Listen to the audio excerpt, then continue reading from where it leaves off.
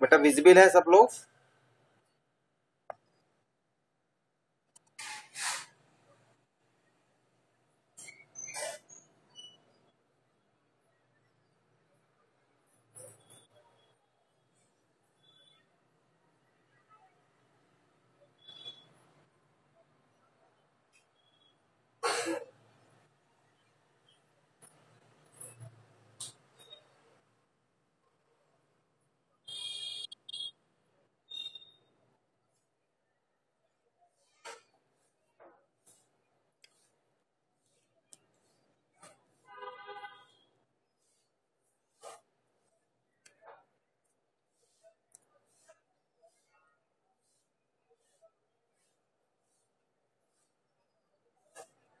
जो भी मैं लिख रहा हूं आप सबको विजिबल है, दिख रहा है, क्लियर?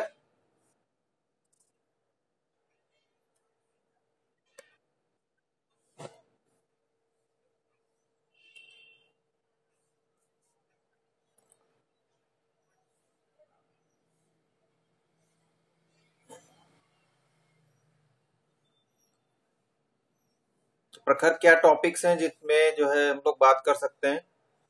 ऋतु राय।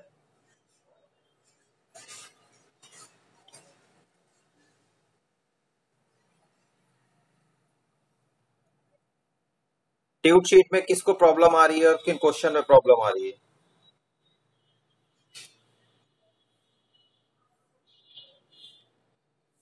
हैं?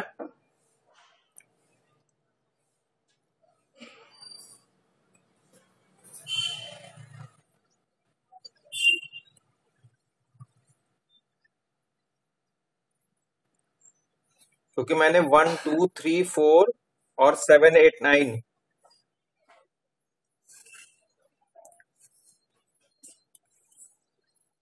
8 9 11 ओके, ठीक है।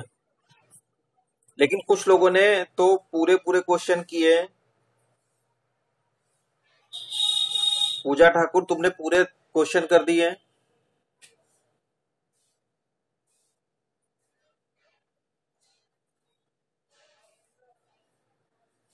पूजा ठाकुर,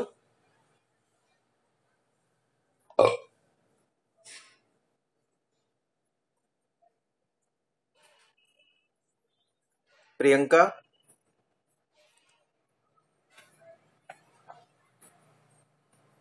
प्रियंका यादव, मेरी आवाज आ रही है?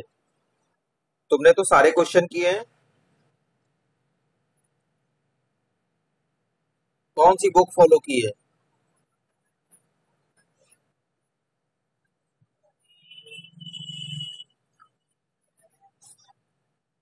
आरबी पटेल।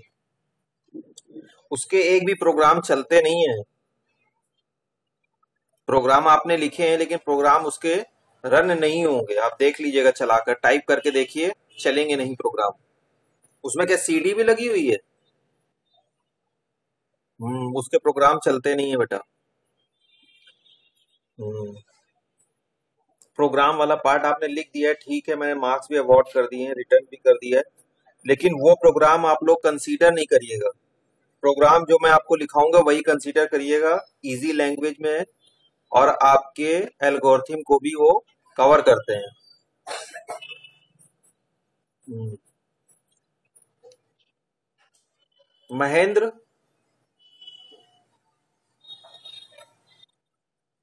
Good morning. कौन सा टॉपिक हम लोग रिवाइज करें? आपको किस टॉपिक में प्रॉब्लम है? मैंने अभी तक लिंक लिस्ट का आपको insertion, insertion specified position, deletion, ये एल्गोरिथम्स बताइए, तो किस एल्गोरिथम में आपको प्रॉब्लम है?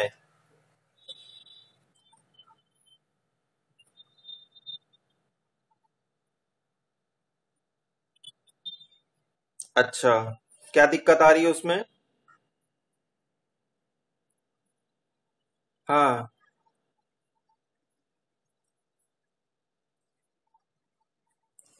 वो तो पॉइंटर वेरिएबल है बेटा।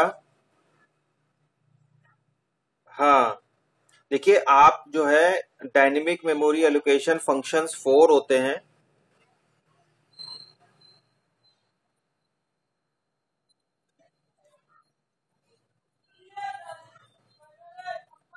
पहले तो डायनेमिक मेमोरी एलोकेशन जानते हैं क्या होता है महेंद्र? क्या होता है? कोई बताइए। है allocation of the allocation of memory at the time of execution. In my last lecture, which was conducted on 19th April, मैंने आपको एक प्रोग्राम चला करके रन करके दिखाया था। बहुत कम बच्चे थे उसमें, 12 से 13। तो आप सबने ही देखा था, जो लोग भी थे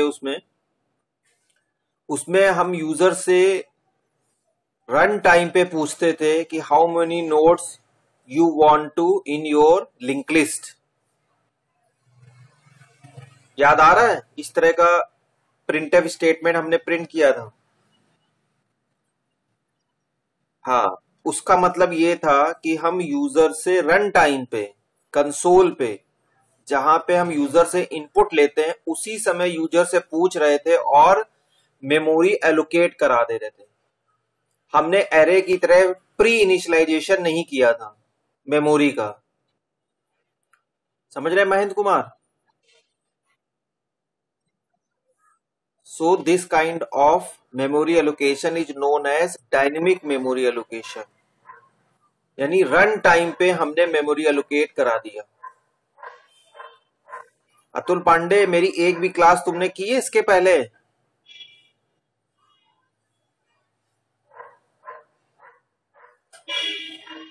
अतुल पांडे है? मुझे तो नहीं लगता आपने मेरी एक भी क्लास की है। आउट ऑफ 6 to 7 क्लासेस एक भी क्लास आपने नहीं की है। और ये भी मैं श्योर हूं कि ना ही आपने कोई वीडियो भी देखा होगा। तो देखिए, पहला मैं अभी आप फिर से बता रहा हूं, फर्स्ट आप लोग को जो अपने तरफ से करना है एफर्ट, रोज इस समय कोई काम भी नहीं है, बहुत ज्यादा कहीं कोई टास्क भी नहीं मिल रहा है। हालांकि हम लोग एक प्लान कर रहे हैं आपको एक असाइनमेंट देने के लिए इधर भी समर वेकेशन में। तो पर डे 2 से 3 बार एल्गोरिथम लिख करके प्रैक्टिस करिए। मैं याद करने के लिए नहीं कह रहा हूं, मैं कह रहा हूं लिख करके एक बार प्रैक्टिस करिए, जिससे कि आपको जितने भी एग्जीक्यूटेबल स्टेटमेंट है वो समझ में आ जाए। ना समझ में आए तो मैंने पहले भी कई बार कहा है, it's not my duty, it's your responsibility, कि आप कभी भी मुझे व्हाट्सएप पे या फोन करके पूछ सकते हो उस स्टेटमेंट के बारे में। ठीक है? आप नहीं पूछ रहे हैं वो आपका अपना पर्सनल है। जो लोग नहीं आ रहे हैं, जो लोग रिवीजन क्लास में भी नहीं आए, अभी आगे भी मैं क्लास लूंगा रिवीजन क्लास, और मैं कुछ नेक्स्ट एक्स्ट्रा नया नहीं पढ़ाने जा रहा हूं, मैं वही डिस्कस करूंगा जो हम लोग पहले पढ़ चुके हैं। तो जो लोग नहीं आ रहे हैं इसका मतलब उन्हें सब कुछ आता है, इसका सीधे मतलब ये होगा।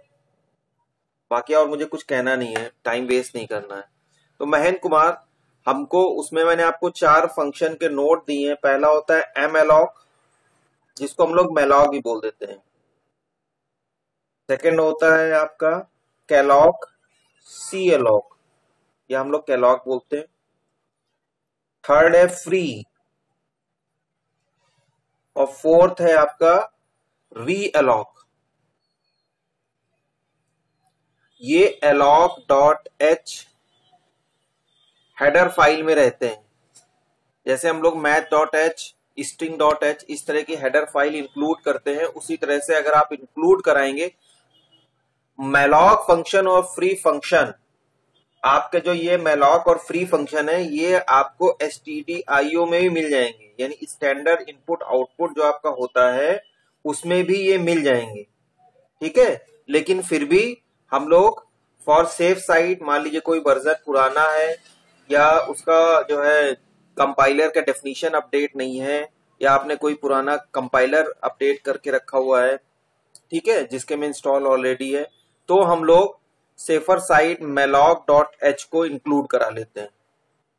आप इंडिविजुअल मेलॉक डॉट एच भी इंक्लूड करा सकते हैं, आप पूरा पूरा एलॉक डॉट एच भी करा सकते हैं इंक्लूड। ये बात समझ में आई सभी को?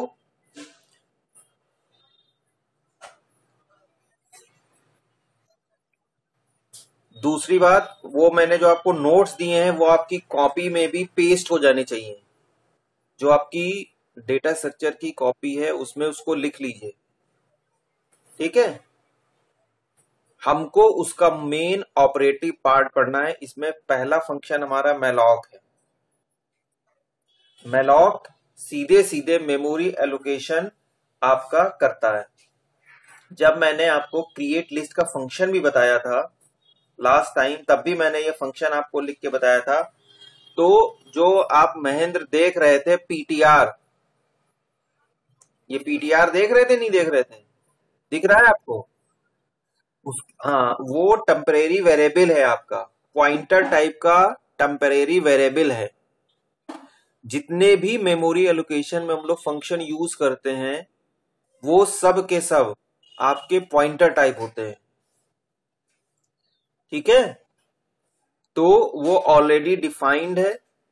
हमने अपने यहां जो वेरिएबल डिफाइन किया था वो स्ट्रक्चर टाइप का पॉइंटर वेरिएबल है, क्योंकि हमारे साथ ये है, हमारा जो नोड है वो दो पार्ट में होता है। सिंगली लिंक लिस्ट की बात कर रहा हूं।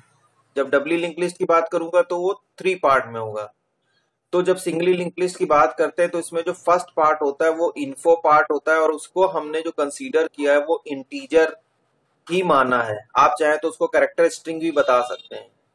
और जो सेकेंड पार्ट है वो आपका पॉइंटर टाइप है, क्योंकि ये मेमोरी एड्रेस रखता है। ये किसी भी नोड का जो आगे आने वाले नोड्स हैं उनका एड्रेस कंटेन करता है। तो इस तरह का नोड जिसका एक टाइप तो इंटीजर टाइप है, दूसरा ये स्ट्रक्चर टाइप का पॉइंटर वेरिएबल है, क्योंकि अपने आप में ये खुद स्ट्रक्चर है, इसलिए इसका हमने नाम दिया हुआ है पीटीआर या टेम्प अपने यहां, जो कि स्ट्रक्चर टाइप का पॉइंटर वेरिएबल है। और इसका सिंटैक्स जो होता है वो होता है मैलॉक। सिंपल सा जो मेन ऑपरेटिव पार्ट है, हो सकता है वहां पे मैलॉक से पहले उसका डेटा टाइप भी लिखा हो। किसी किसी किताब में या जो मैंने आपको नोट्स दिए होंगे वहां इंटीजर, इसके पहले इंटीजर पॉइंटर लगा होगा। प्रखर, तुम इसी के बारे में पूछ रहे थे?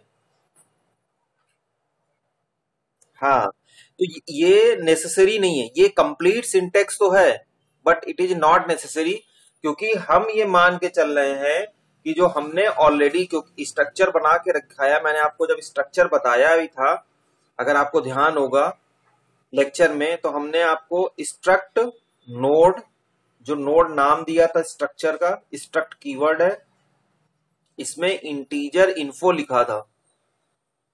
इन्फो पार्ट हमारा इंटीजर टाइप का है, और जो ये इसको हमने लिंक नाम दिया हुआ है, जो हमारा स्ट्रक्चर टाइप का पॉइंटर वेरिएबल है। यानी इसको लिखने का तरीका है स्ट्रक्ट नोड, यानी जो स्ट्रक्चर है इसका पॉइंटर वेरिएबल है पॉइंटर लिंक। पॉइंटर लिंक का मतलब, ये लाइन लिखने का मतलब हुआ ये स्ट्रक्चर टाइप का पॉइंटर वेरिएबल है, ठीक है। और इसको हमने क्लोज कर दिया था, ठीक। स्टार्ट हमने एक वेरिएबल लिया था, इसको भी ग्लोबली डिफाइन किया था, इसलिए आपने देखा होगा लास्ट में हमने स्टार्ट भी लिख दिया था, क्योंकि स्टार्ट भी हमारा पॉइंटर वेरिएबल है स्ट्रक्चर टाइप का, ठीक है। लेकिन हमने इसको बाहर डिफाइन करके रखा हुआ है, क्योंकि जो स्टार्ट है वो सिर्फ और सिर्फ केवल आपका एड्रेस कंटेन करता है फर्स्ट नोड का, इसलिए इसको हमने बाहर डिफाइन करके रखा हुआ है और डायरेक्टली यहां लिख दिया हुआ है, ठीक है।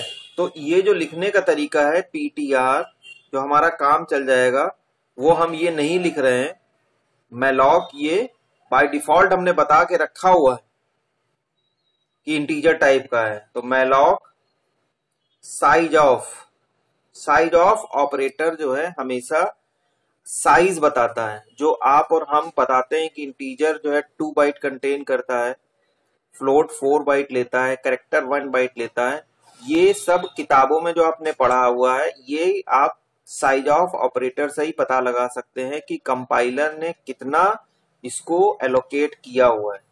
किताब में आफ्टर वेरिफिकेशन ही लिखा गया है। बात समझ में आ रही है? ये कहीं से मतलब किसी ने कोई टेलीस्कोप नहीं लगा के रखा है, फॉर साइटेड नहीं पर्सन है वो, जो उसने बता दिया कि नहीं इंटीजर 2 ही होगा। आप हर जो भी चीज है उसको वेरीफाई कर सकते हैं, यहाँ पे हर टर्म को वेरीफाई कर सकते हैं, हर कॉन्सेप्ट को वेरीफाई कर सकते हैं। तो जो साइज ऑफ ऑपरेटर है ये किसी भी डेटा टाइप का साइज डिफाइन करता है, या डेटा का साइज डिफाइन करता है, या फाइंड आउट करके आपको रिजल्ट दे देता है। तो साइज ऑफ, और दूसरा स्ट्रक्ट नोड,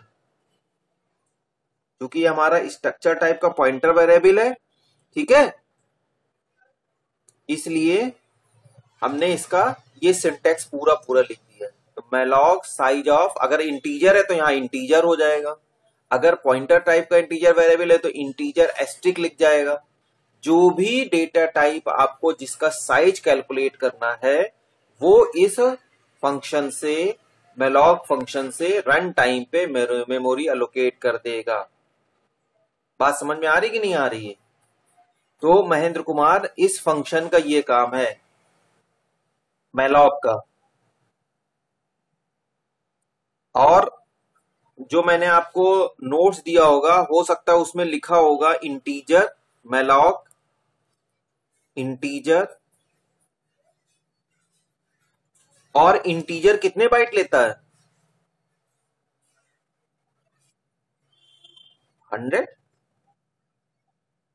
इंटीजर 4 लेता है। सी प्रोग्रामिंग की बात कर रहा हूं मैं।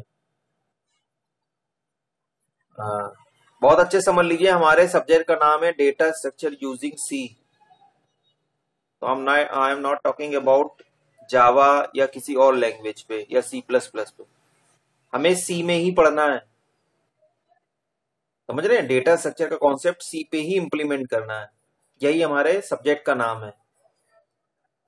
तो 2 इंटू जो नंबर्स ऑफ आपके मेमोरी एलिमेंट्स जिनको चाहिए, सपोज करिए 10, ये भी एक सिंटेक्स होता है।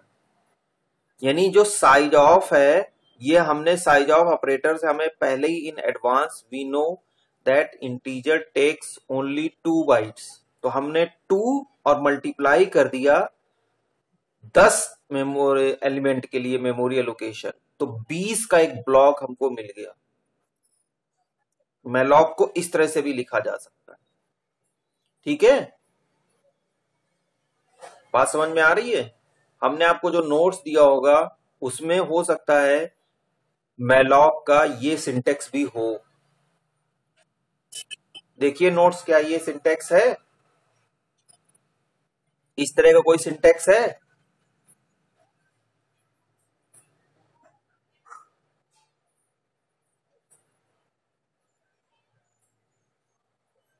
क्योंकि यहाँ पे साइज ऑफ ऑपरेटर हमने नहीं लिखा हुआ है, हमें पहले से ही पता है। साइज ऑफ ऑपरेटर हम तब लगाते हैं जब हम अवेयर नहीं होते हैं कि कंपाइलर कितना मेमोरी, कितने बाइट का मेमोरी एलोकेट करेगा उसको, जिस डेटा टाइप के बारे में, तब हम लोग साइज ऑफ लिख देते हैं, ठीक है?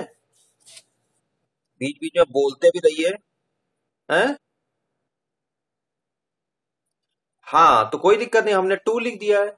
100 इंटू साइज ऑफ इंट लिखा होगा तब भी वो 2 ही आएगा, आपको पता है, ठीक है? या कभी कभी किसी उसमें आपको ये भी मिल जाएगा बुक में या कहीं पे रेफरेंस में, मैं आपको जनरल बता दे रहा हूँ, साइज ऑफ तो पहले ही बता ही दिया।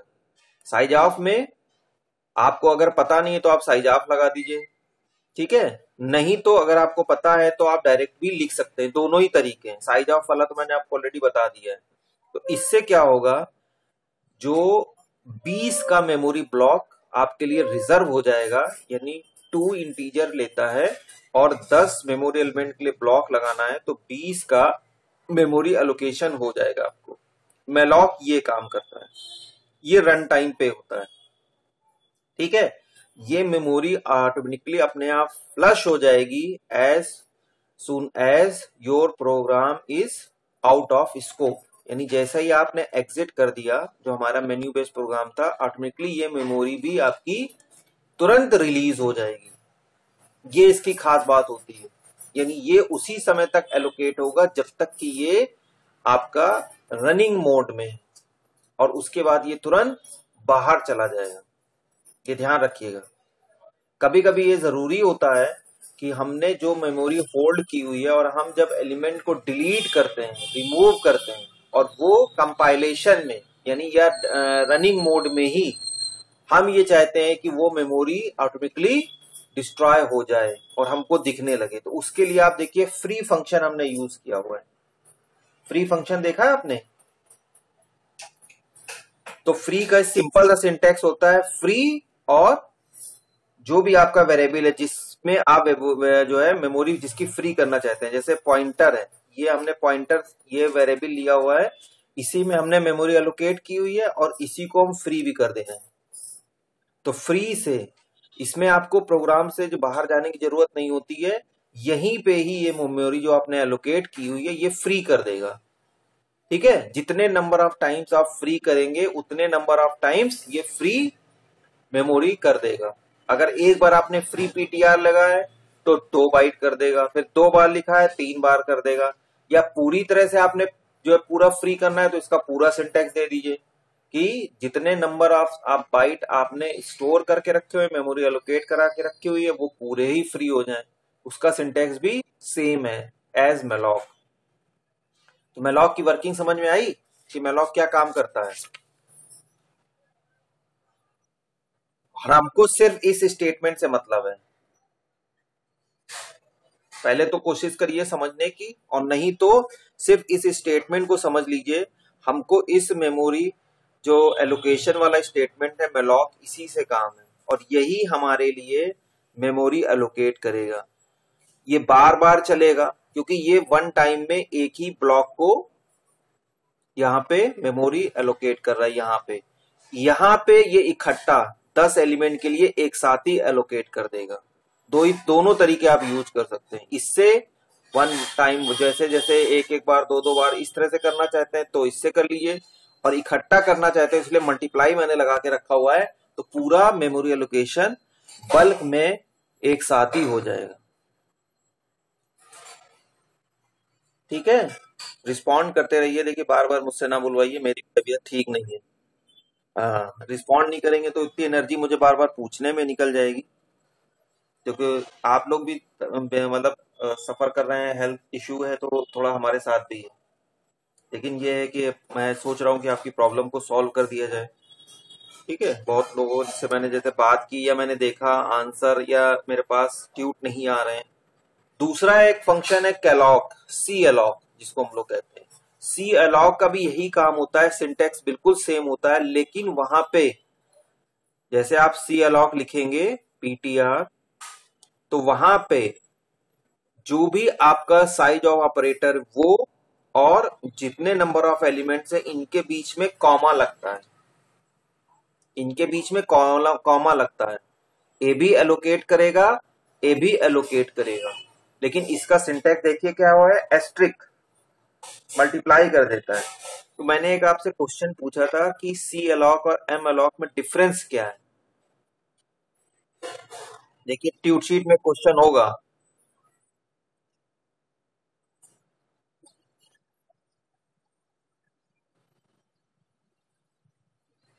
specific number of block or blocks of elements and also it takes 2 arguments।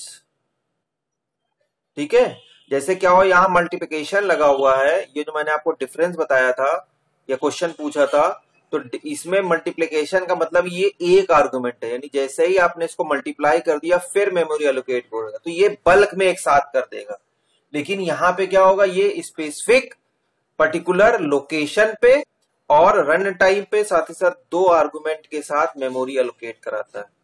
यानी जो ये सिंटेक्स है इसमें सिर्फ और सिर्फ इतना अंतर होता है कि ये आपका 2 आर्गुमेंट कंटेन करता है, क्योंकि हमने यहाँ सेपरेटर लगा के रखा हुआ है, यानी साइज और साथ साथ नंबर ऑफ एलिमेंट्स, दोनों में ये अंतर है। बाकी मेमोरी एलोकेशन के तरीके में और उसके जो आप कह सकते हैं प्रोसेसिंग में कोई डिफरेंस नहीं है। एक बार मेमोरी एलोकेट हो गई तो अब तो हमको इसमें एलिमेंट इंसर्ट कराना ही कराना है। थोड़ा सा ये फास्ट होता है। ठीक है, बाय डिफॉल्ट मेलॉग जो है वो 0 रिटर्न करता है और यहां इसका रिटर्न टाइप कुछ नहीं होता है। थोड़ा सा ये डिफरेंस है, हम लोग इसको अवॉइड करते हैं। हम ज्यादातर मैलॉक को ही यूज करते हैं, लेकिन हमने आप सभी को पता होना चाहिए कि फंक्शन का काम क्या है, सी अलॉक क्या चीज है, इसलिए हमने आपको पूरे पूरे नोट्स दे दिए। बाकी आपको नेट पे डिफरेंट तरीके से मिल सकता है, ढूंढ लीजिए। हमें सिर्फ दो डिफरेंस आप इसमें लिख के दे देंगे, तब भी हम इसको एक्सेप्ट कर लेंगे। बाकी आपको बहुत जगह बुक में डिफरेंस, इसके आपको डिफरेंसेस मिल जाएंगे। ठीक, आप जो चाहे वो लिख दीजिए।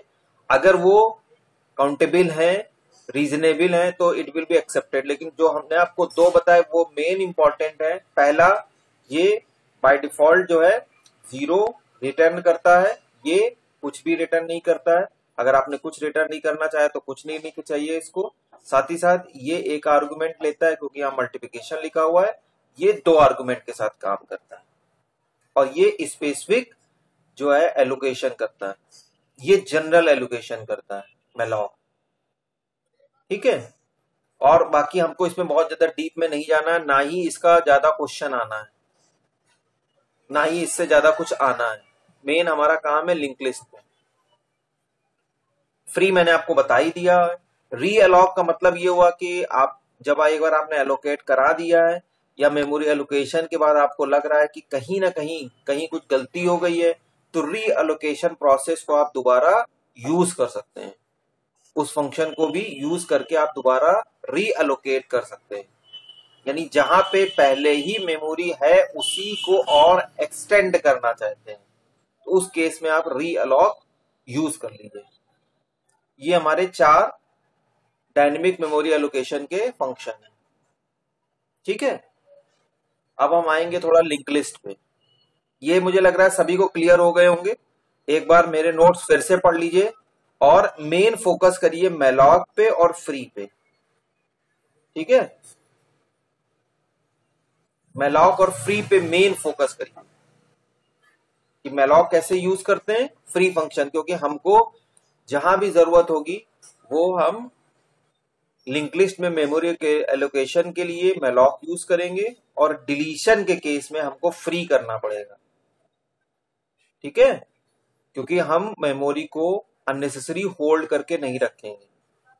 तो रन टाइम पे जब भी हम किसी एलिमेंट को रिमूव करते हैं, आपने डिलीशन के हमारे फंक्शन में भी देखा, अगर आपने एल्गोरिथम देखी होगी तब भी आपने देखा था कि हमने उसको कहां लेके चले गए थे। डिलीशन वाले जो ब्लॉक को, जो मेमोरी हमारी बच गई थी, उसको कहां लेके चले गए थे, कहां पे रख दिया था?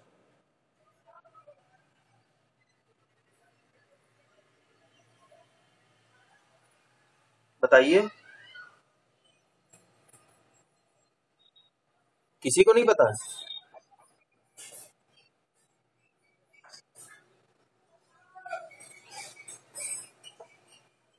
आवाज नहीं आ रही किसी की, क्या हुआ?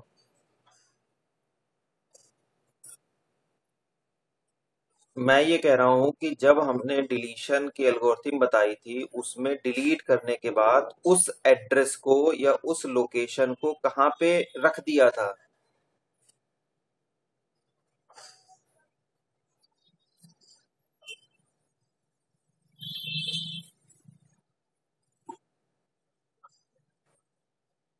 अरे तुम तो पूरे एल्गोरिथम पढ़ने लगे हो। सीधे से बात बता रहा हूं कि हमने आपको बताया कि जो भी हम स्पेस, यानी जो हम फ्री करते हैं, ये जो फ्री कर देते हैं, तो ये फ्री करके जनरल केस में ये तो फ्री हो गई, तो हमारे डायनेमिक में तो हमारे उससे ही निकल गई। ठीक, लेकिन एरे के केस में जब आप जनरल केस की बात करते हैं, स्टैटिक में, तो हम इसको अवेल में लेके रख जाते हैं। तभी तो इंसर्शन अवेल में हो रहा था। कॉन्सेप्ट देखिए, दोनों पढ़िए। हम लोग जनरल कॉन्सेप्ट की बात करते हैं, सिर्फ एक की नहीं कि नहीं। अगर हम यहाँ डायनेमिक की बात कर रहे हैं तो फ्री कर दिया, फ्री का मतलब तो एकदम छोड़ दिया, कोई मतलब ही नहीं रहा। लेकिन एरे में जब आप मेमोरी में किसी भी जो एलिमेंट पड़ा हुआ है उसको डिलीट कर देते हैं, डिलीट का मतलब हम पॉइंटर वहां से हटा देते हैं, पॉइंटर ही बताता है कौन हमारी लिस्ट में है कौन लिस्ट में नहीं है। तो जब हम एक बार डिलीट कर देते हैं, उसके बाद वो ब्लॉक तो खाली हो गया, लेकिन मेमोरी होल्ड है, तो वो जो होल्ड मेमोरी है उसको हम अवेल में, जिसको हम लोग कहते हैं गार्बेज कलेक्शन, यही तो बताया था।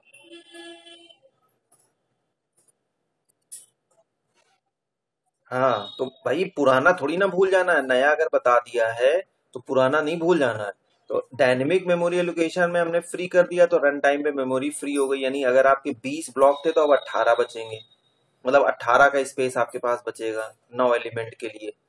लेकिन जब आप एरे की बात करेंगे तो बीसी मतलब 20 का पूरा ब्लॉक दिखेगा, ठीक, लेकिन जो दो है, जो एक एलिमेंट का जो 2 बाइट है वो गार्बेज कलेक्शन में आपके पहुंच जाएगा, और जिसका पॉइंटर अवेल होता है, यानी अवेल लिस्ट में पहुंच जाएगा, जिसको हमने बताया था लिस्ट ऑफ अवेलेबल स्पेस या फ्री पूल। नोट्स भी दिए हैं आपको, तो दोनों ही केस ध्यान में रखने हैं। इसमें आप किसी को कोई दिक्कत हो तो पूछ लें, नहीं तो हम लोग एल्गोरिथम पे आते हैं। ठीक, तो मेन ऑपरेटिव पार्ट आप ध्यान रखिए, मेलॉक और फ्री। एक बार फिर से पढ़िएगा, फिर दिक्कत आती है तो मैं फिर से समझा दूंगा, क्योंकि अभी बहुत सारे बच्चे नहीं आए हैं। आप में से बहुत सारे लोग को लग रहा होगा मुझे समझ में आ गया है, लेकिन समझ में नहीं आया होगा। अभी मेन ऑपरेटिव पार्ट पढ़ लीजिए, जितना मैंने पढ़ाया एक बार उसकी थ्योरी को देख लीजिए कि सर ने क्या बताया था, इसमें क्या लिख के आ रहा है, क्रॉस वेरीफाई कर लीजिए। मैंने इसलिए प्रोग्राम भी दिया हुआ है, उस प्रोग्राम को चला के देखिए, ठीक है। अब कोई एल्गोरिथम, किसी को कोई दिक्कत हो तो एल्गोरिथम बात कर लीजिए किसी। और जो भी ये कह रहे हैं, देखिए सबसे सही तरीका है एल्गोरिथम को समझने का कि उसको लिख करके प्रैक्टिस करिए। अगर आप लिख करके प्रैक्टिस नहीं करेंगे तो नहीं समझ में आएगा, और लिख के प्रैक्टिस करने का मतलब याद करना नहीं है, दोनों में अंतर समझिए, दोनों कॉन्ट्रडिक्टरी हैं। कभी कभी ऐसा होता है कि हम लोग लिखते रहते हैं, 3-4 बार लिखेंगे, 5वीं बार लिखेंगे, 6 टाइम लिखेंगे तो हमको वो याद हो जाता है, तो हम उस स्टेप को लिख लेते हैं, ठीक है। तो हमें वो याद नहीं करना है। जब हम लिखें तो हमें ये पता होना चाहिए कि इस स्टेप का मतलब क्या है। यानी अगर हम आपसे पूछें तो आप हमको उस स्टेप का मतलब जरूर बता दें। पूछिए फटाफट। देखिए यहाँ मैं आपकी ही प्रॉब्लम को डिस्कस करने के लिए बैठा हूं, मैं अपनी तरफ से कुछ नहीं बताऊंगा, ना मैं कुछ पढ़ाने जा रहा हूं। आप लोग बताइए आपकी और क्या प्रॉब्लम है जिसके लिए आप लोग 23-24 लोग जुड़े हुए हैं।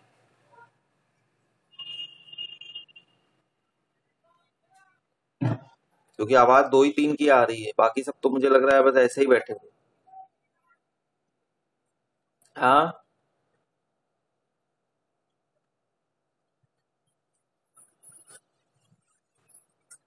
नहीं तो बेटा पॉइंटर मैंने आपको बताया था ना कि पॉइंटर में आप मुझे बताइए कौन सा स्टेप में कहाँ दिक्कत आ रही है। क्योंकि हमारे जब हम आपको प्रोग्राम दिखाएंगे तो हमारे में प्रोग्राम में पॉइंटर का सिर्फ इतना ही यूज है जो हमने आपको अभी बताया, ये चाहे स्टेटमेंट हो या ये मेमोरी एलोकेशन हो, हमारा बहुत ज्यादा उसमें यूज नहीं है। समझ रहे हैं। आप मुझे ये बताइए कि किस पर्टिकुलर पॉइंट में आपको दिक्कत आती है, जो हमारे डेटा स्ट्रक्चर से रिलेटेड होगा, जहां मुझे लग रहा होगा वो मैंने इसीलिए पहले से ही, क्योंकि मैंने आपको बताया मैं लगभग 17 ईयर से यही सब्जेक्ट पढ़ा रहा हूं, तो मुझे पता है कि कहाँ पे किसको प्रॉब्लम होगी। ना होता तो मैं ये नोट्स भी ना देता, या मैं ये आपको पॉइंटर वाले जो स्ट्रक्चर टाइप का पॉइंटर वेरिएबल या इसका फंक्शनिंग भी ना समझाता, इसलिए मैंने समझाया। तो आप मुझे वो बताइए कि जो पार्ट आपका, आपको लग रहा हो कि यहाँ मुझे दिक्कत आ रही है, या आप में से बहुत सारे लोगों को अभी स्ट्रक्चर के बारे में भी नहीं पता होगा, तो स्ट्रक्चर में भी मैंने आपको बताया कि दो दो मेथड्स होते हैं। जब मैंने लास्ट टाइम प्रोग्राम बताया था 19 अप्रैल को, या तो हम डॉट ऑपरेटर से उसके ऑब्जेक्ट को एक्सेस करते हैं, या आपका एरो ऑपरेटर होता है, बताया था ये वाला। हाँ, तो इसीलिए जो भी जहां हमारा, हमारे प्रोग्राम में या हमारे कॉन्सेप्ट में जहां होगा वो मैं आपको इन एडवांस ही बता दूंगा, आपको वहां कोई दिक्कत ही नहीं है। तो आप मुझे वो पार्ट बताइए जो जहां पे आपको दिक्कत आ रही, वो ऑपरेटिव पार्ट। ठीक है, एरे में, जैसे एरे में भी होगा, अभी हम लोग आपको स्टैक बताएंगे, एरे से स्टैक दोनों तरह से होगा, एरे से भी होगा और लिंक लिस्ट से भी होगा। डायनेमिक मेमोरी एलोकेशन का मतलब लिंक लिस्ट होता है। अभी आप जब एक बार, हम लोग तो अभी लिंक लिस्ट ही पढ़ रहे हैं, तो लिंक लिस्ट बाद में अपने आप में खुद एक मेथड बन जाएगा किसी भी प्रोग्राम को लिखने का, समझ रहे हैं। हाँ, बाद में लिंक लिस्ट जो है खुद से एक मेथड बन जाएगा प्रोग्राम लिखने का। तो जब हम स्टैक का प्रोग्राम लिखेंगे तो वो हम एरे से भी लिखेंगे और लिंक लिस्ट से लिखेंगे। लिंक लिस्ट का मतलब डायनेमिक मेमोरी एलोकेशन। और यहां हम जो बात कर रहे हैं लिस्ट, तो देखिए आपने एरे में भी बनाई थी, अगर आपको बहुत अच्छे से याद होगा। लिस्ट भी दो टाइप से बनती है। लिंक्ड लिस्ट जो हम नाम दे रहे हैं वो सीधे कॉन्सेप्ट है डायनेमिक मेमोरी एलोकेशन का। सबसे पहले देखिए बहुत जरूरी है कि जब भी हम लोग किसी भी कॉन्सेप्ट को पढ़ें तो उस कॉन्सेप्ट का मीनिंग, उस कॉन्सेप्ट का पर्पस समझना बहुत जरूरी है। अगर वो क्लियर होगा तो ऑटोमेटिकली आप सब कुछ हैंडल कर लेंगे। तो जो लिस्ट की बात कर रहे हैं, आपने एरे में 10 नंबरों को प्रिंट कराया होगा, कराया कि नहीं कराया? या 10 स्टूडेंट्स के मार्क्स को प्रिंट कराया है, एरे के थ्रू ही कराया होगा। तो वो भी लिस्ट थी, वो भी लिंक लिस्ट थी, वो एक दूसरे से जुड़े थे, तभी तो एक आया, फिर दो आया, फिर तीन आया, फिर 10 आया, फिर 15 आया। जिस ऑर्डर में आपने प्लेस किए उसी ऑर्डर में वो आपको दिख गया। ये भी वही काम है, लेकिन यहां पे सिर्फ इतना काम है कि हम इसको डायनेमिकली, यानी जो एरे में हम लोग पहले से ही मेमोरी एलोकेट कर लेते थे, उसकी बजाय हम यूजर से रन टाइम पे मेमोरी एलोकेट करा दे रहे हैं। और डिफरेंट डिफरेंट ऑपरेशन जो हमने एरे में किए थे, चाहे वो सर्चिंग का हो, चाहे वो डिलीशन का हो, और थोड़े एडवांस ऑपरेशन भी हम लिंक लिस्ट में कर पाएंगे। और साथ ही साथ मेमोरी को भी फ्री कर दे रहे हैं, जो कि एरे का मेन ड्रॉबैक था, वहां आपको मेमोरी होल्ड करके रखनी पड़ती थी। तो प्रखर बताओ कौन सा ऑपरेटिव पार्ट है जिसको हम लोग एक दिन फिर से लेक्चर लेके समझा दें, पॉइंटर की बात।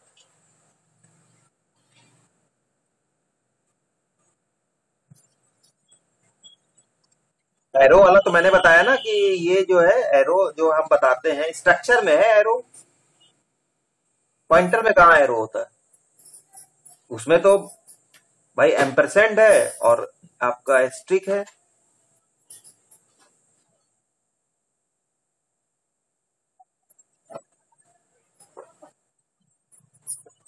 दिस ऑपरेटर तो नहीं था, तुमने दिस ऑपरेटर पढ़ लिया होगा। हाँ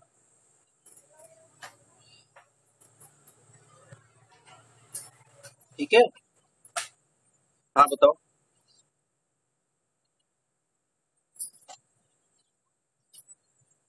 डेफिनेटली मैं बता तो रहा हूँ, एक बार मुझे पहले प्रोग्राम तो डिस्कस करने दो।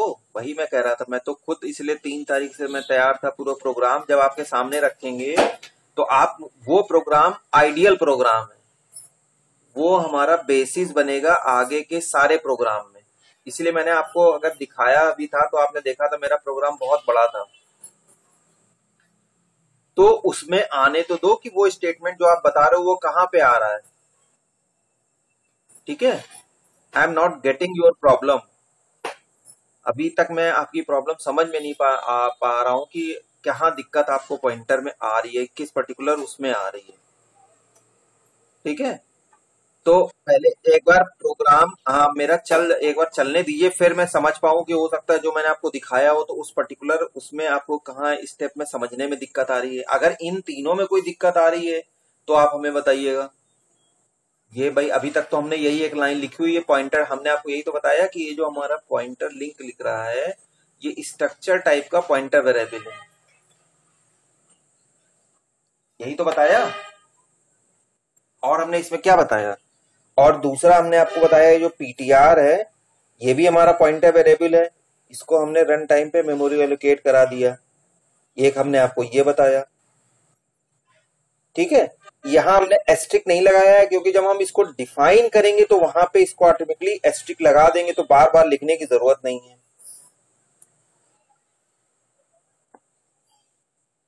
हाँ, और एक होता है पॉइंटर टू पॉइंटर, जहां जहां आपने देखा होगा डबल एस्ट्रिक, डबल एस्ट्रिक ये आएगा, लेकिन ये यहां पे नहीं आएगा, ये आएगा ट्री में, ये हमारा ट्री में आएगा। तो जब ट्री में आएगा तब हम उसको वहां पे भी डिस्कस करेंगे। ठीक है, तो पॉइंटर में तो यही सब है। और मुझे तो ये समझ ही नहीं आ रहा तुम स्टार ये एरो वाला कहां बता रहे हो, ये स्ट्रक्चर में तो जरूर है। हाँ, तो वो तो ये मैं बता रहा हूं ना, जैसे ये आपका ये लिंक है ना, लिंक आप देख रहे हैं, ये स्ट्रक्चर टाइप का पॉइंटर वेरिएबल है। तो जब हम इसको एक्सेस करेंगे या इसको रिप्रेजेंट करेंगे तब हम स्टार लगाएंगे। आप समझ रहे हैं? जैसे सपोज करिए हमने एक टेम्परेरी वेरिएबल लिया, तो हमने टेम्परेरी वेरिएबल का मतलब हुआ एक ही हमारा नोड है, इसका नाम हमने टेम्प दिया हुआ है, इसका नाम। अब इसका एक इन्फो पार्ट है और एक इसका लिंक पार्ट है। तो जैसे टेम्प इन्फो, ये देखिए एरो हमने बना दिया, देख पा रहे हैं एरो? तो ये है, क्योंकि ये हमारा स्ट्रक्चर, ये टेम्प जो है ये हमारा स्ट्रक्चर हो गया, इसका ये इन्फो पार्ट है, ये लिंक पार्ट है, दो पार्ट है। स्ट्रक्चर इसीलिए बनाया है कि ये इंटीजर है और ये पॉइंटर है। Pointer is also data type. आप ये सब आप लोग को पता है कि नहीं पता? हाँ, तो ये अब ये जो है ये टेम्प का इन्फो, तो इसको रिप्रेजेंट करने के लिए ही हम ये है हमारा किसका, स्ट्रक्चर का पार्ट। इसलिए इसके वेरिएबल को एक्सेस करने के लिए ही हम ये एरो लगाते हैं। टेम्प का लिंक पार्ट, अब इसकी जो भी वैल्यू रहेगी, भाई वहां पे भी तो हम लोग यही करते थे। हम लोग क्या लिखते थे, न्यू के इन्फो पार्ट में, एल्गो में आपने ऐसे लिखा था नहीं लिखा था, न्यू का लिंक ऐसे लिखा था कि नहीं लिखा था? तो हम एल्गो में तो ऐसे लिख रहे थे, लेकिन यहाँ प्रोग्राम में हम लोग ऐसे यूज कर रहे हैं। न्यू की जगह हमने टेम्प यूज किया है, क्योंकि ये सब टेम्परेरी वेरिएबल है। हमने यहाँ पे न्यू लिखा हुआ था क्योंकि हमारा नया नोड था, इसलिए न्यू नाम दिया था। हमेशा हर वेरिएबल की भी एक रीजनिंग होनी चाहिए। आप प्रोग्रामिंग में जब भी टेम्परेरी वेरिएबल यूज करते हैं, तो चाहे आप हो चाहे हम हो या इसके पहले भी आपने 10th-12th में कभी भी प्रोग्रामिंग करी होगी, तो टेम्परेरी वेरिएबल को या तो टीईएमपी नाम देते हैं या टेम्प नाम देते हैं। वही हमने यहाँ किया था। लेकिन यहाँ पे जो मेन टेक्निकल वर्ड है वो हमने यहाँ पे भी यही रखे हैं, प्रोग्राम में भी यही रखे हैं।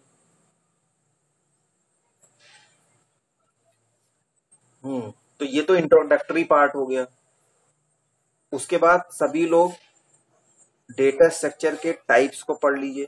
कितने टाइप का डेटा स्ट्रक्चर होता है, इसके सब टाइप्स कौन कौन से होते हैं, और सबके बारे में जितना मैंने पढ़ाया था वो जरूर पढ़ लीजिए। वो चाहे स्टैक हो, चाहे क्यू हो, ट्री हो या ग्राफ हो। समझ रहे हैं? सबके बारे में इसको जरूर पढ़ लीजिए, क्योंकि आपकी तरफ से क्वेश्चन आ नहीं रहे हैं।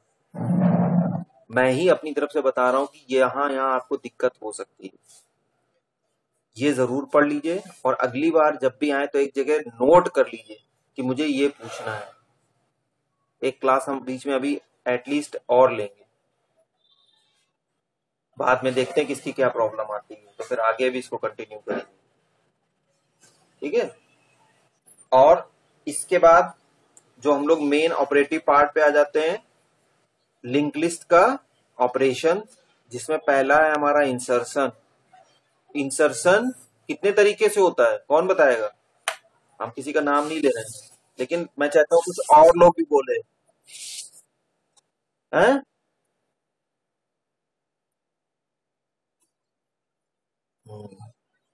सभी लोग सहमत हैं इनकी बात से?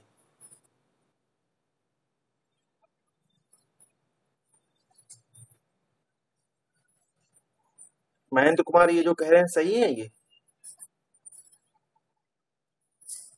लेकिन ये कह रहे हैं कि हम लोग दो तरीके से ही लिखते हैं।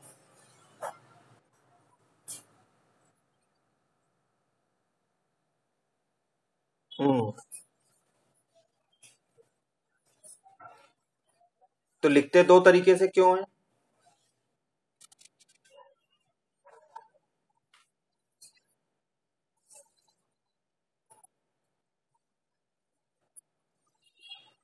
प्रखर ये सही कह रहे हैं।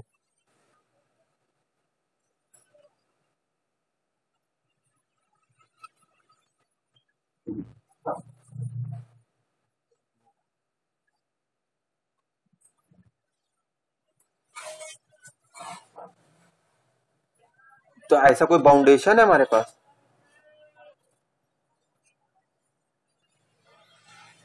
देखिए कोई भी चैप्टर आप पढ़िए, उसके शुरुआत का फर्स्ट पेज या 4-5 लाइनें या किसी भी कॉन्सेप्ट को अगर आप पढ़ रहे हैं तो उसकी 2-3 लाइन बहुत इंपॉर्टेंट होती हैं। इसी तरह से जब भी हम लोग बात करते हैं किसी भी कॉन्सेप्ट को, तो मैं एटलीस्ट ये जरूर कोशिश करता हूँ कि आपको थोड़ा सा उसके बारे में अवेयर करा दूं, क्योंकि ये जरूरी नहीं है कि एक सिंगल क्लिक पे मैं आपसे कोई क्वेश्चन पूछूं और आप मुझे उसको एकदम सही आंसर दे पाए, चाहे आप हो चाहे मैं हूं, कोई भी हो। लेकिन अगर हमारे पास कुछ सिनेरियो, कोई ऐसा नरेशन या कोई ऐसा लिंक होगा तो हम उसको जरूर स्पेसिफिकली स्पेसिफाई कर पाएंगे। तो मैंने जब आपको बताया था, तो जैसा महेंद्र कुमार ने बताया, तीन मेथड, 3 मेथड्स होते हैं हमारे इंसर्शन के। या तो हम नोड को फर्स्ट पोजीशन में, यानी ऑलरेडी हमारी लिंक लिस्ट है, लेकिन जो भी नोड पहला है उसको हटा करके जो हम नया नोड है उसको फर्स्ट नोड बता दें, यानी बिगिनिंग में इंसर्शन करा दें। दूसरा मिडिल में, यानी किसी भी 2 नोड के बीच में। और तीसरा बिल्कुल आखिरी में, लास्ट में, जहां लास्ट वो नोड होता है जिसके लिंक में नल पड़ा होता है, तो हम उसके बाद इंसर्ट कराना चाहते हैं। तो हमने क्या किया, अब ये जो मैं बता रहा हूं ये हार्ड एंड फास्ट रूल नहीं है, ये हमारी कोई मजबूरी नहीं है, ये हमारी प्रोग्रामिंग स्किल, एबिलिटी या टैक्टिस या इफिशिएंसी, जो है आप कह सकते हैं इफिशिएंसी, है कि हमने ये 3 काम 2 में कर लिए। बिल्कुल वैसे ही जैसे कि आपको कोई टास्क दिया हो कि आप इसको 30 मिनट्स में कंप्लीट कर लीजिए, लेकिन आपने अपनी इफिशिएंसी को यूज करते हुए, कुछ भी रीजन हो, कोई भी तरीका हो, आपने ऑप्ट किया, लेकिन आपने वो काम 25 मिनट में कर दिया, 26 मिनट में कर दिया, तो वो आपकी अपनी पर्सनल इफिशिएंसी है। जबकि हमने अलॉट किया था कि आप 30 मिनट तक करें। हमने ये किया कि पहला जो बिगिनिंग वाला है उसका एक अलग फंक्शन बना दिया, और जो मिडिल वाला है और जो लास्ट वाला है उसके लिए एक फंक्शन बनाया। उसमें हमने यूजर, मतलब हमने ये बात करी कि हम यूजर से ही पूछ लेंगे कि पोजीशन आप बताओ। हमारे महेंद्र कुमार, ये हमारी मजबूरी नहीं है, हम चाहें तो 3 अलग अलग फंक्शन भी लिख सकते हैं, और आप देखिए किसी किसी किताब में आपको 3 अलग अलग फंक्शन मिल जाएंगे, ठीक है। लेकिन हमने ये अपनी इफिशिएंसी को यूज किया और टैक्टिक्स को यूज किया, और हमने इसको इस ढंग से नरेट किया कि हम यूजर से पोजीशन पूछ लेंगे कि आप हमको बताओ कि किस नोड के बाद इंसर्ट कराना है। अब वो चाहे पहले और दूसरे के बीच में हो, दूसरे तीसरे के बीच में हो, चौथे पांचवें के बीच में हो, ठीक है, चौथे पांच, या फिर अगर 5 नोड है तो 5वें के बाद हो, यानी बाद में ही इंसर्ट कराना है। तो हमने इसके लिए एक फंक्शन का जो नाम बताया था वो भी हमने नाम दिया है उसका ऐड आफ्टर, यानी यूजर से ही पूछ लिया उसकी लोकेशन बताओ और वहां पे इंसर्ट कर दिया। तो ये रीजनिंग पहले समझ में आनी बहुत जरूरी है, जब उसके पहले कि जब हम किसी भी एल्गोरिथम को डिस्कस करें। ये बात सभी को समझ में आई? तो पहले थोड़ा सा जरूरी है उसकी थीम को समझना। थीम मैंने आपको बता दी है, ठीक है। हाँ, अब हम एल्गोरिथम बात बता रहे हैं वो भी हम एक ही वाली बता रहे हैं, जो हमने आपको दूसरी एल्गोरिथम बताई थी, जो हमने कंबाइन करके बताई थी, वही हम बता रहे हैं, ठीक है। वो जनरल हमारी एल्गोरिथम है, एडिशन। और हम सिर्फ समझाने के लिए कह रहे हैं, लेकिन अगर एग्जाम में लिखने को आएगी तो आप अलग अलग लिखिएगा, ठीक। इसमें हमारा था एक इन्फो टर्म, एक है लिंक, फिर न्यू, फिर हमको अवेल की जरूरत पड़ती है। अवेल के बाद जो इंसर्ट कराते हैं वो आइटम होता है, स्टार्ट की भी जरूरत होती है, और लोकेशन की भी जरूरत होती है। यही वेरिएबल थे, और कुछ याद आएंगे तो और लिख दिया जाएगा, ठीक है। हमने आपको जो क्वेश्चन दिया होगा उसमें ये मैंने आपसे कहा था कि ये जितने भी डेटा स्ट्रक्चर, ये सब डेटा हैं, इनको एक्सप्लेन भी करना है। तो इन्फो क्या होता है, एक लाइन में लिखिए, जैसे लिखा इन्फो। इन्फो क्या है?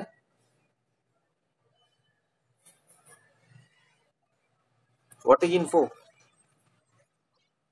Information part of node, link, address part of क्या? Of node, which contains address of next node. New वो पर्टिकुलर नोड जो कि ऐड आपको करना है, इंसर्ट कराना है, ठीक है।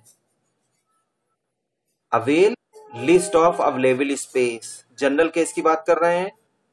अगर हमने डायनेमिक की बात करी है तो हम malloc फंक्शन से मेमोरी एलोकेट कर लेंगे, लेकिन स्टैटिक की बात की है तो हमें ढूंढना होगा कि वो स्पेस है कि नहीं है। और आप देखिएगा जो उसकी ओवरफ्लो की कंडीशन है वो सिर्फ स्टैटिक में ही चेक होगी, डायनेमिक में कभी भी ओवरफ्लो की कंडीशन चेक ही नहीं होगी, क्योंकि हम जब अपने लिए मेमोरी पहले अलॉट कर लेंगे रन टाइम पे ही तो कभी ओवरफ्लो होगा ही नहीं, हमें कोई बाउंडेशन तो है नहीं, स्टैटिक में होगा। लेकिन हमने केस जनरल का लिया हुआ है। आइटम जो कि इंसर्ट कराना है particular value part, start it contains the address of first node, LOC location. पहला स्टेप तो हमारा वही था general, if avail equal to null, then print क्या? एडिशन में हमेशा ओवरफ्लो होगा, डिलीशन में हमेशा अंडरफ्लो होगा। सेकेंड स्टेप जो आपने कहा ना नया नोड हम इंसर्ट कराने जा रहे हैं, तो उस न्यू में अवेल की वैल्यू डाल दीजिए, ठीक है। और क्यों डालना था ये मैंने आपको ट्रेस करके भी बताया था, क्योंकि आपका नोड अवेलेबल स्पेस में ही जाएगा, यानी वो वैल्यू आप असाइन कर दीजिए न्यू को। और उसके बाद avail equal to link of avail, हमें ट्रेवर्स कर देना है। जब भी हम लिंक पार्ट की बात करेंगे तो उसको ट्रेवर्स कराएंगे फॉर फर्दर इंसर्शन। हमेशा याद रखिएगा जब आप इंसर्ट कराते हैं तो इंसर्शन के केस में पहले पॉइंटर आपका चेंज होगा, यानी वैल्यू डालने से पहले पॉइंटर की पोजीशन मूव हो जाएगी। और डिलीशन के केस में पहले डिलीशन परफॉर्म होगा, फिर पॉइंटर की वैल्यू मूव होगी, आइदर डिक्रीज और increase. It will depend upon the type of data structure. ये ध्यान रखिएगा, ये जो मैं बता रहा हूं ये टेक्निकल टर्म है। इंसर्शन के केस में हमेशा पॉइंटर पहले मूव होगा, इंक्रीज होगा या डिक्रीज होगा वो डिपेंड करता है टाइप ऑफ डेटा स्ट्रक्चर, उसके बाद इंसर्शन होगा। डिलीशन के केस में पहले डिलीशन हो जाएगा और उसके बाद पॉइंटर की पोजीशन इंक्रीज या डिक्रीज होगी। समझ में आ गया दोनों स्टेप्स में अंतर?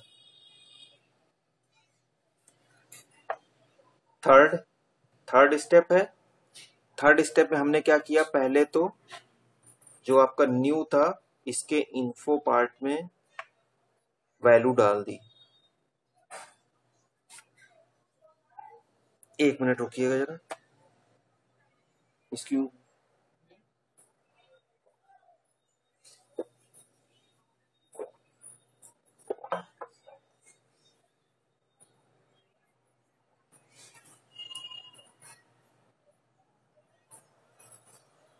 देख पा रहे हैं, न्यू के इन्फो पार्ट में हमने वैल्यू डाल दी। उसके बाद हमने यूजर से पूछा if LOC equal to null,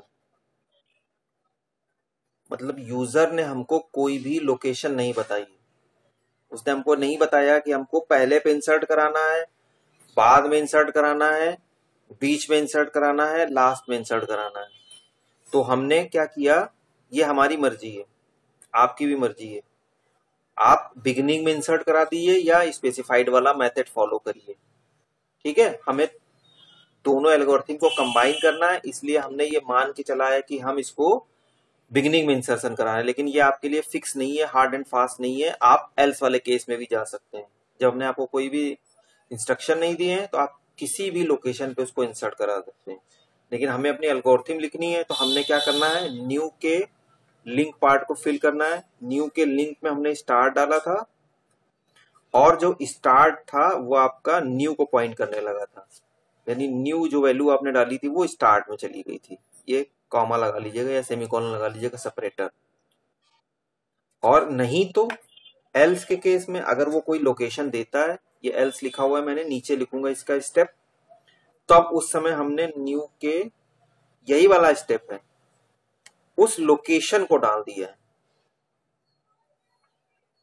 link LOC. और जो लिंक एलओसी है उसकी वैल्यू, उसमें न्यू की वैल्यू चली जाएगी। यानी आप देखिए ये स्टेप और ये स्टेप की जगह सिर्फ ये स्टेप आया है,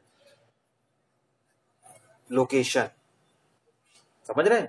तो ये आप पे डिपेंड करता है कि आप उसको फर्स्ट पोजीशन पे इंसर्ट कराएं या उसको स्पेसिफाइड पोजीशन पे इंसर्ट कराएं।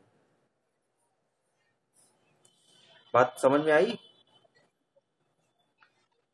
तो एल्गो आप चाहे ये वाली पूरी लिखें या ये आधी लिखें, ये वाला स्टेप हटा दें, सिर्फ ये वाला लिखें, ये आप पे डिपेंड करता है। ठीक है, ये आपकी मर्जी है, हमारी तरफ से कोई बाउंडेशन नहीं है। आप इतनी लिखेंगे तब भी आपका सही है, इतनी मतलब यहां तक लिखेंगे, ये वाला टर्म हटा देंगे तब भी ये चलेगा, और पूरा लिख देंगे तब भी ये चलेगा। बात समझ में आई?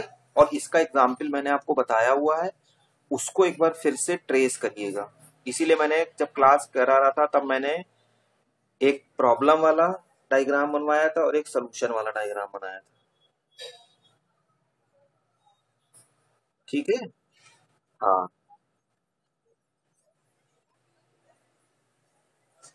तो this is from my side for today lecture.